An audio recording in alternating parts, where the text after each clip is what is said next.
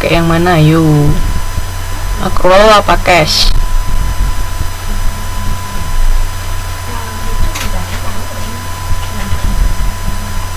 Oke, kita pakai yang accrual ya. Jadi kita mencatatnya pengakuan pendapatan dan biaya dicatat pada saat transaksi terjadi, bukan pada saat kas keluar atau masuk atau keluar.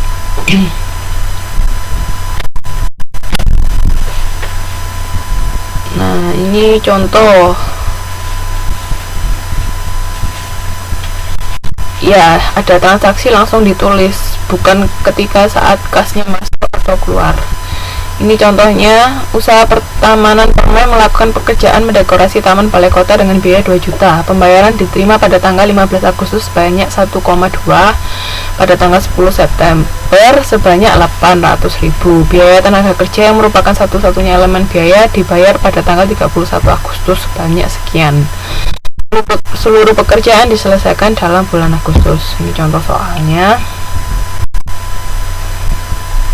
Nah, kalau kita mencatat berdasarkan cash basis, ya kita mencatat ketika kita mendapat kas atau kita mengeluarkan kas. Nah, kita mendapat kas kan ketika mereka membayar pada bulan Agustus sama bulan September, ya kan? Nah, terus kita mengeluarkan biaya, kita membayar tenaga kerja itu tadi 1.100.000 di sini. Nah, kalau cash basis kita mencatat labanya itu pada saat yaitu tadi ada transaksi kas kan. Makanya pada bulan Agustus kita dapat laba 100.000 karena pendapatan dikurangi beban yang keluar pada bulan Agustus. Sedangkan di bulan September ketika kita menerima sisa pendapatan yang belum dibayar besar 800.000 itu di bulan September. Itu kalau asas cash atau asas tunai. Tapi kalau accrual basis semuanya dicatat pada bulan Agustus. Jadi mendapatkan pendapatan sebesar 2 juta, terus biaya yang dikeluarkan sebesar sekian, labanya sebesar sekian. Itu bedanya. Kalau kita mencatat berdasarkan cash basis sama kita akan menggunakan yang kedua, yaitu accrual basis. Kita mencatat pada saat transaksi terjadi. Jangan lupa ya, jadi kita mencatat pada saat transaksi terjadi. Terus jurnal penyesuaian. Jurnal penyesuaian itu apa? Yaitu jurnal yang dibuat untuk menyesuaikan transaksi-transaksi yang belum dicatat atau salah mencatat. Kita kan manusia biasa, bisa aja salah catat kan, manusia tidak luput dari kesalahan. Walaupun kita pakai komputerisasi, misalnya otomatis kan kalau komputerisasi, tapi ketika kita input awal, andai kata ada yang salah ya tetap salah, itu harus diteliti lagi. Kayak perlu yang namanya jurnal penyesuaian.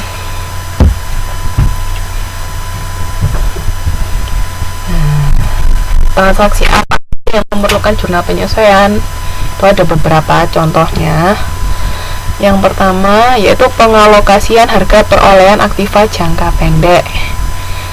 Pencatatan harga perolehan aktiva jangka pendek perlu diperhatikan antara periode akuntansi sekarang dengan periode sebelumnya. Langsung ke contoh soal ya.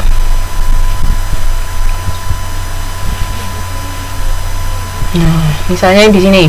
Pada tanggal 1 Juni, usaha angkutan kilat membayar sewa untuk 3 bulan sejumlah 1.500.000. Halo, bisa dengar suara saya? Halo.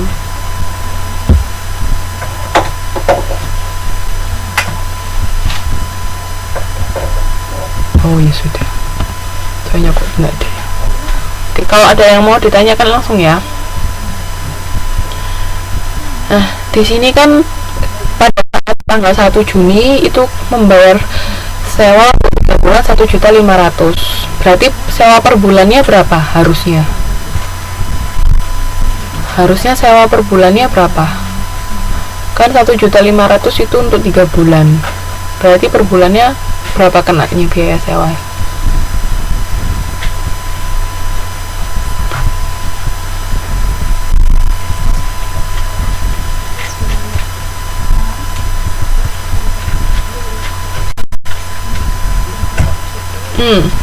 Oke. Jadi per bulannya 500.000 ya. 500.000 dapat dari mana? Dari 1,5 juta dibagi 3 bulan. Ya. Nah, ini bayarnya kan di awal Juni. Berarti sewanya untuk bulan apa sampai bulan apa? Sewanya kan 3 bulan. Itu untuk bulan apa sama bulan apa? Sampai bulan September. Sampai bulan September apa sampai bulan Agustus? Ayo. Ini ada beda pendapat. Sampai September apa Agustus?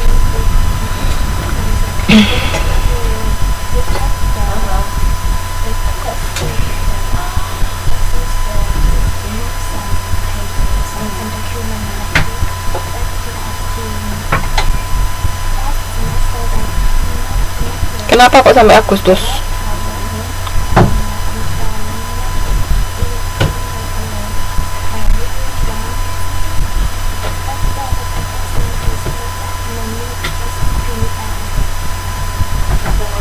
Oke, benar.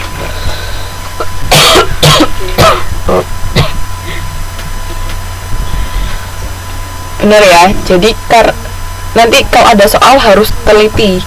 Karena ini dibayarnya awal Juni, berarti Juninya ikut dihitung, yaitu Juni, Juli, Agustus. Tapi andai kata bayarnya 30 Juni, berarti Juninya ikut dihitung, berarti jatuh temponya sampai September.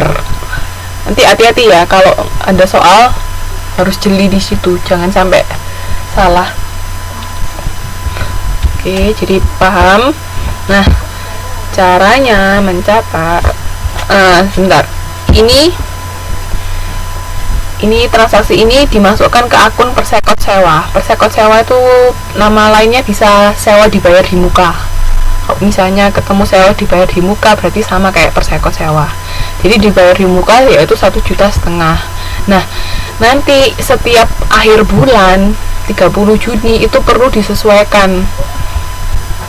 Jadi sewa ini perlu disesuaikan menjadi beban kalau sudah akhir bulan.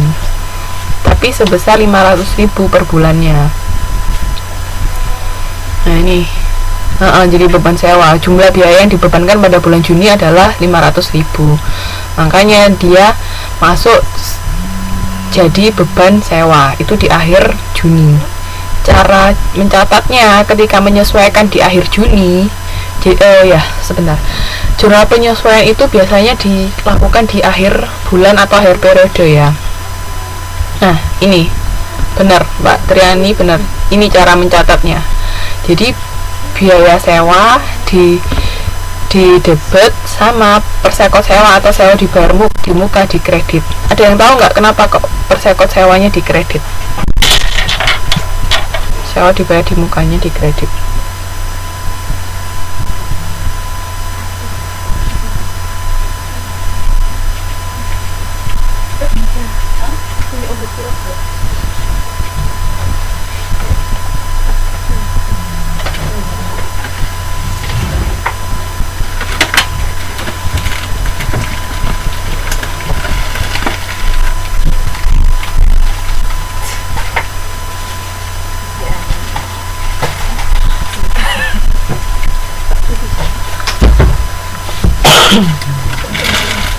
Iya, jadi karena sewa di bawah sudah berkurang 500.000, makanya dicatatnya di kredit.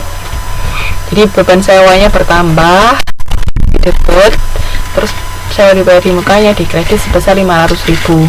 Nanti di akhir Juli, 31 Juli dicatat sama persis kayak gini, cuman bulannya bulan Juli, tanggalnya tanggal 31, yaitu biaya sewa Persekot Sewa sampai terakhir bulan Agustus ketika sudah habis kan, cuma 3 bulan kan biaya sewanya. Nah, itu namanya jurnal penyesuaian. Jadi setiap bulan kita melakukan penyesuaian karena sewa yang kita bayar di muka tadi. Paham sampai sini? Ini untuk jenis transaksi yang pertama.